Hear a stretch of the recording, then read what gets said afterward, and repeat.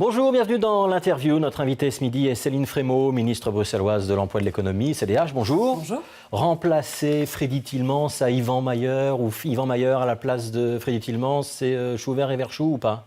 Moi, je ne suis pas de Bruxelles-Ville, mais c'est au PS à savoir ce qu'il veut par rapport à ça. Ils sont partis en campagne électorale en disant que Freddy Tillmans resterait bourgmestre. Je pense qu'on ne peut pas non plus leurrer les citoyens par rapport au choix d'un Mayer. C'est quelque chose d'essentiel. Ça ne changera rien pour la ministre bruxelloise de l'Emploi que le bourgmestre de la principale commune soit l'un ou l'autre? Écoutez, moi j'ai des liens quotidiens avec les échevins concernés dans mes matières et je travaille indépendamment des couleurs des uns et des autres. Je travaille au projet. Pourquoi est-ce que le CDH interpelle la majorité bruxelloise alors, ce soir? C'est normal de savoir vers où on va. Quand un choix a été posé et quand une personnalité a été désignée par les citoyens pour pouvoir être le leader d'une ville, c'est pas n'importe quoi. Il y a un signal qui a été donné, il y a un nombre de voix aussi qui était conséquent. Et dès lors, s'il y a une transition opérée, vous nous dites qu'il y a un peu de tromperie sur la marchandise. C'est le choix du PS de faire ce qu'il souhaite faire aujourd'hui, mais il faut que ce soit clair. Alors, on ne va pas parler de Freddy Tillmans. Si vous êtes venu aujourd'hui, c'est donc parler de garantie jeune. Un mot d'abord sur les chiffres du chômage qui tombent mois après mois. 20% de chômage à Bruxelles et un chiffre qui est absolument stable. Tout à fait. Ça veut dire quoi? C'est un bon chiffre ou c'est un mauvais chiffre? On ne va jamais se réjouir d'avoir un taux de chômage à 20%. Ce qu'on remarque aujourd'hui, c'est que la région bruxelloise résiste plutôt bien à la pression démographique d'une part et à la crise d'autre part quand on regarde les autres régions. C'est vrai qu'aujourd'hui, il y a un yo-yo, un peu en haut, un peu en bas, en fonction des mois. Il y a plus souvent des communiqués quand c'est des bonnes nouvelles que quand c'est des mauvaises nouvelles? Non, ça vous pouvez regarder, vous pouvez faire le check de temps en temps des communiqués quand les nouvelles ne sont pas excellentes. On les donne, mais ce n'est pas une bonne nouvelle non plus de descendre à 19,8, soyons extrêmement clairs. Ce qui était le chiffre du mois de juin ou du mois de juillet. Le mois de juin et juillet.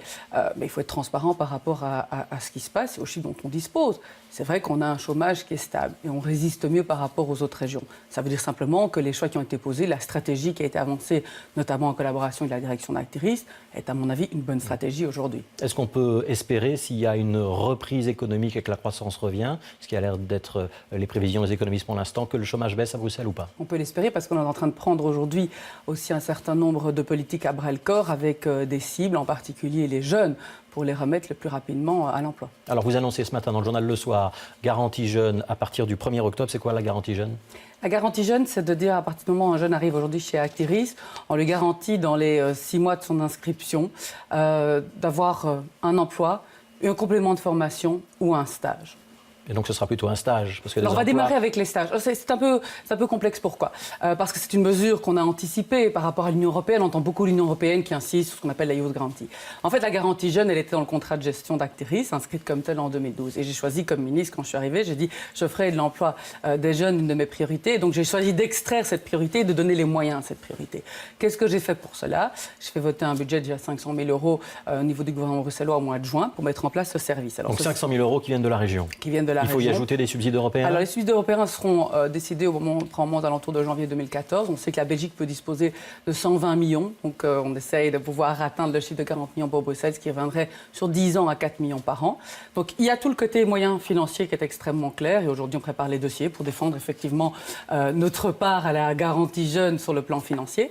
Et puis il y a tous les moyens humains. C'est-à-dire qu'on va avoir une cellule spécialisée au sein d'Actiris qui va suivre aujourd'hui ces jeunes avec 13 collaborateurs déjà engagés chez Actiris qui vont être réaffectés à ce service. Et j'ai dégagé des marges pour avoir 10 collaborateurs en plus pour ce service-là. Mais donc concrètement, pour les jeunes, d'abord on est jeune jusqu'à quel âge? On est jeune jusqu'à moins de 30 ans. Jusqu'à 30 ans.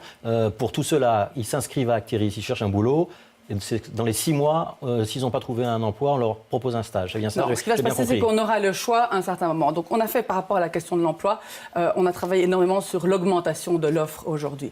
On voit que les entreprises de plus en plus travaillent avec Actiris. C'était pas facile jusqu'à présent. C'était pas toujours Elles évident. n'ont pas toujours apprécié d'être obligées de communiquer leurs offres. Ça va mieux, ça? Aujourd'hui, on a de plus en plus de collaborations, des conventions de collaboration avec, je prends le cas de Bipost, avec la STIP, qui spontanément viennent chez nous. Oui, c'est plutôt des grands opérateurs publics ou parapublics. Oui, mais on a des entreprises aussi qui spontanément... Est-ce que le privé coopère avec Actiris? Le privé coopère, je vous donne un exemple par rapport à la garantie jeune. Aujourd'hui, devant offrir un certain nombre de stages à ces jeunes à partir du 1er octobre, j'ai demandé à Actiris d'une part et à Bessie d'autre part, qui présente les entreprises, de pouvoir collaborer ensemble. Grande entreprise de travaux publics.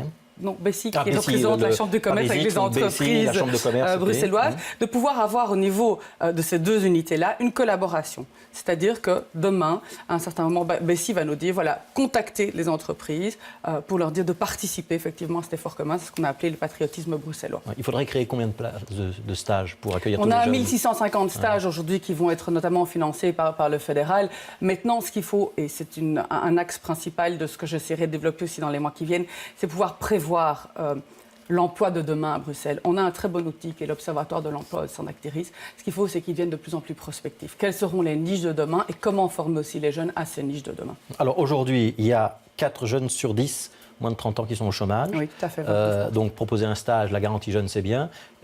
Quelle est la perspective de transformer un certain nombre de ces stages en emploi? Ou est-ce que c'est juste un stage parking et puis après on retourne dans la case chômage? Non, il y a des engagements qui sont pris aujourd'hui par rapport à un certain nombre de stages.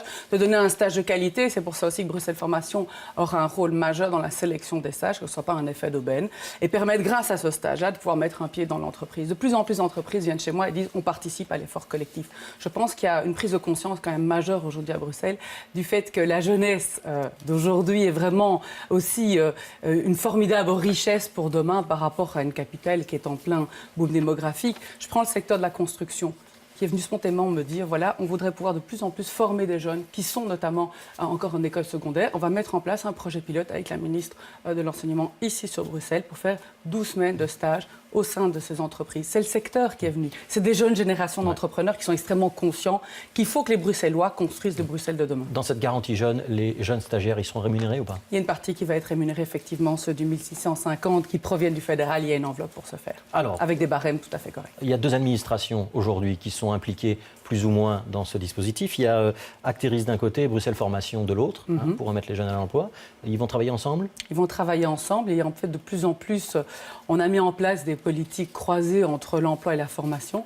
Et moi, je travaille avec mon collègue Rachid Madran, effectivement, sur la manière d'opérationnaliser au mieux les choses, puisque chacun a sa part de chemin à faire par rapport au dispositif. Nous trouverons les stages. Bruxelles Formation en garantit la qualité. Est-ce qu'ils travaillent suffisamment bien ensemble, Actiris et Bruxelles Formation? Je pense qu'ils travaillent bien, mais je pense qu'il faut aller une étape plus loin. Et aujourd'hui, donc ils vont déménager et se rapprocher. Voilà, exactement. Actiris va, dans les mois qui viennent, prendre une décision quant à son déménagement et pouvoir intégrer la question de la formation au sein du même bâtiment aussi, le service client, comme on l'appelle, pour ne pas devoir courir aux 4 coins de Bruxelles systématiquement quand on veut un emploi, quand on veut une formation. Et avec 2 patrons socialistes, Olivia Petitto à Bruxelles Formation, Gregor Chapelle à Actiris, c'est facile pour une ministre CDH de les faire collaborer? Écoutez, moi, j'ai aucun problème au quotidien avec Gregor Chapelle. C'est peut-être parce que j'ai joué avec lui au billes quand j'étais petite, dans la cour de récréation. Olivia Petitto, c'est vrai que j'ai énormément travaillé avec elle au sein du Parlement bruxellois sur d'autres questions, notamment la question de l'égalité. Mais je pense que c'est une nouvelle génération politique aussi qui est la mienne et qui prend les choses aussi telles qu'elles sont avec des gens compétents. On passe aux questions Twitter. La première vous est posée par Leila Agik. Qu'avez-vous fait pour les emplois menacés chez Téléperformance depuis la mobilisation des élus molenbeekois?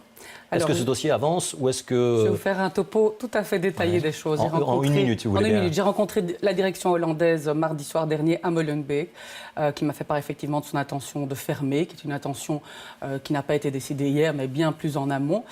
J'ai exposé l'ensemble des dispositifs bruxellois qui existaient, des aides qui pouvaient leur être octroyées. Il y aurait une bonne part par ailleurs.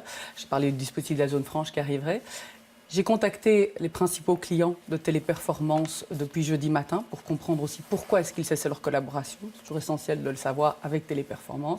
J'ai rencontré les syndicats à mon cabinet dans la foulée. Et résultat des courses, on peut négocier ou les emplois sont perdus? Donc, résultat des courses, je suis encore aujourd'hui en contact avec un certain nombre d'entreprises clientes de Téléperformance pour bien saisir la donne. Je ferai tout pour que les emplois puissent être sauvegardés. J'ai demandé un détail bien détaillé, un détail complet du profil des travailleurs. Sur 60 travailleurs, on a une quarantaine qui est bruxellois. Il y en a beaucoup qui sont effectivement plutôt qualifiés. Donc si les choses devaient mal se passer, ce qu'évidemment je ne souhaite pas, je pense qu'il n'y a aucun ministre de l'Emploi qui le souhaite, je les accompagnerai comme ils doivent être accompagnés. Alors, autre question sur Twitter. l'avocat bruxellois, on ne sait pas exactement qui c'est, mais dit que vous auriez un cabinet surnuméraire et ce serait un euphémisme. Qu'est-ce que vous lui répondez? C'est assez amusant parce que d'abord, je ne sais pas s'il a l'ensemble des détails de mes compétences. J'ai en l'occurrence l'économie, l'emploi, la recherche scientifique, le commerce extérieur. Et à la COCOF, j'ai la santé et la fonction publique. Alors d'où ça vient? Ça vient du fait simplement que j'ai... On est près d'une quarantaine. Ça vient simplement du fait que j'ai engagé récemment un jeune collaborateur et qu'on s'est dit vraiment engage à tour de bras. Simplement aujourd'hui, c'est extrêmement clair, j'engage quand quelqu'un part.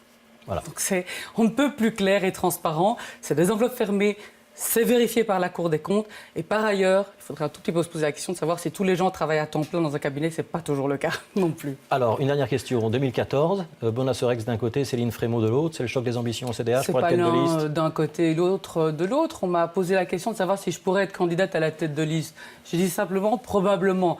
Mon obsession aujourd'hui, elle est unique. C'est la feuille de route que je me suis fixée le 4 mars 2013. Est-ce que ça veut dire que vous accepteriez d'être numéro 2 derrière Benoît Serex ou pas? Ça veut dire que un ou deux, ce qui compte pour moi, c'est le projet et le duo qui peut être formé sous le leadership de Joël Milquet. J'ai 39 ans, je ne vis pas avec une cocotte minute à côté de moi qui me dit que je vais être tête de liste tous les jours.